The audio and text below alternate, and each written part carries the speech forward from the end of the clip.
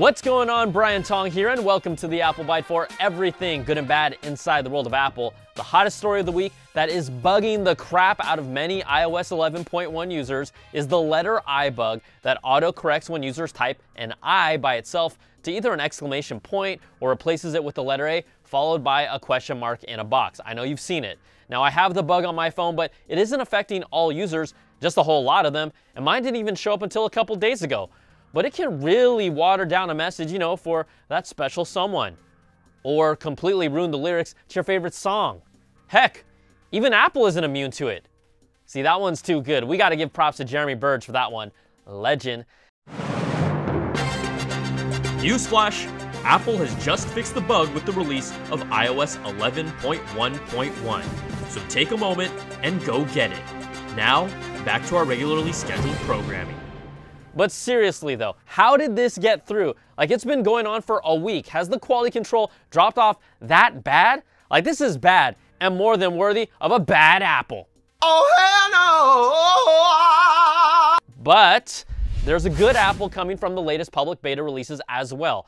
The introduction of Apple Pay Cash for both iOS 11.2 and watchOS 4.2. Now, some beta testers and developers are seeing it appear as an option in the Messages app. Apple's been testing it internally with their own employees recently, but think of Apple Pay Cash as Apple's attempt to take down Venmo, but just for Apple users. And let's be real, integrating it into the blue bubbled Messages app that's got a hold of you like blue crystal meth, Apple Pay Cash is gonna be just fine. Now, we expect a general release for both the bug fix and Apple Pay Cash very soon.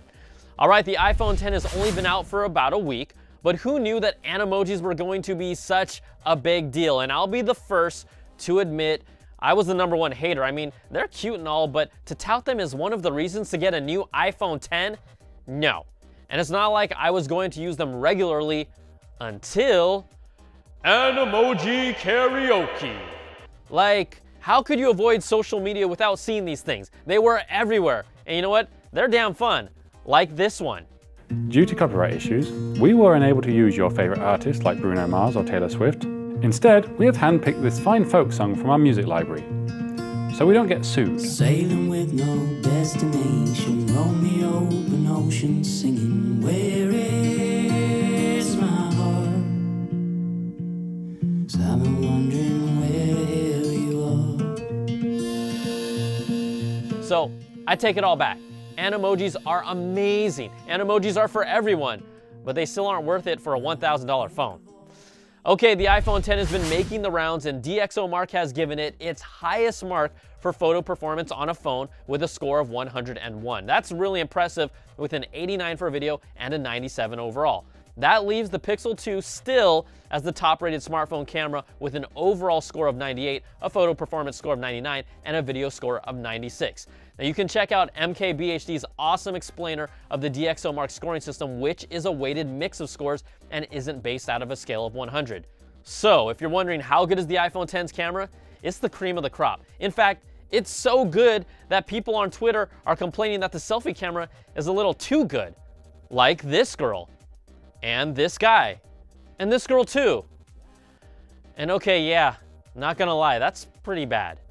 Now, DisplayMate has also put the iPhone X through their usual display technology shootout and now calls the iPhone X the most innovative and high-performance smartphone display that they have ever tested. DisplayMate also congratulates Samsung Display for developing and manufacturing the outstanding OLED display hardware. Now, the X matched or set new smartphone display records for the highest absolute color accuracy, highest full-screen brightness for OLED smartphones, highest full-screen contrast rating in ambient light, and highest contrast ratio. It also had the lowest screen reflectance and smallest brightness variation with a viewing angle. Wow, that's a good Apple. Oh yeah. That's right. Now, Apple even took preventive measures after all the negative press from the Pixel 2 XL screen to issue a statement that the iPhone X will also have shifts in color and hue when looking at it at an off angle and can experience image retention or burn-in over time, but they've engineered their Super Retina display to reduce the effects of OLED burn-in. And we still haven't seen any burn-in issues reported a week in after the iPhone X's release.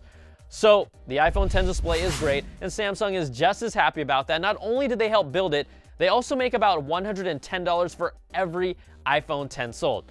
So what do when your business partner drops their latest phone that will add billions of dollars to your bottom line? You put out a commercial called Growing Up that mocks them for being late to the party with features like being waterproof or doing something dumb like taking away the headphone jack. But then they went in for the jugular with this guy, in line for the iPhone X. So I'll do this for the Apple fanboys who are going to get mad if I don't defend them. Come on, Sung, why you gotta be like that? That's a bad Apple. You know, I don't even really care, it's just a funny ad. All right, you know I love the iPad Pro, and a new report from Mark Gurman and Bloomberg says Apple is working on a new high-end iPad to be ready as early as 2018 that will bring slimmer edges and the iPhone X's Face ID facial recognition system. The next-gen iPad is unlikely to include an OLED display, but at least one new iPad model will have a screen size similar to the 10.5-inch iPad Pro, and removing the physical home button will allow more of the screen to go to the edges like the iPhone X. An OLED screen would not only drive up costs significantly if it was implemented, but Samsung would once again be its only supplier, with their other OLED partners unlikely to have the ability to produce larger tablet-sized OLED screens for Apple next year, according to the report. Now, Apple's also preparing a new Apple Pencil stylus and new software features for using the Pencil with this iPad as well. And another one from Gurman and Bloomberg, Apple's eyeglasses might be here before you even know it. The Big A is targeting to have the technology ready for an augmented reality headset in 2019 and could ship it as early as 2020. Now, the report says Apple plans for the headset to have its own display running on a new chip and a new operating system. Apple has aggressively built out its expertise in augmented reality with numerous hirings, and they launched their ARKit platform, which has already brought us some really killer apps and will continue taking off as developers start building apps for the iPhone X. Now, CEO Tim Cook even told The Independent recently, anything you would see on the market at any time soon would not be something any of us would be satisfied with. And Chief Design Officer Johnny Ive told a tech panel last month that there are certain ideas that we have and we are waiting for the technology to catch up with the idea. That's according to the report. Now, the Apple Byte even got a sneak peek of their marketing material that Apple's working on right here. Oh, come on! Apple, can you just get this fixed out to the public already? Sheesh. All right, that's going to do it for this week's show. You can email us at theapplebite@cnet.com or tweet me at Brian Tong. Thanks so much for watching, and we'll catch you all next time for another Bite of the Apple.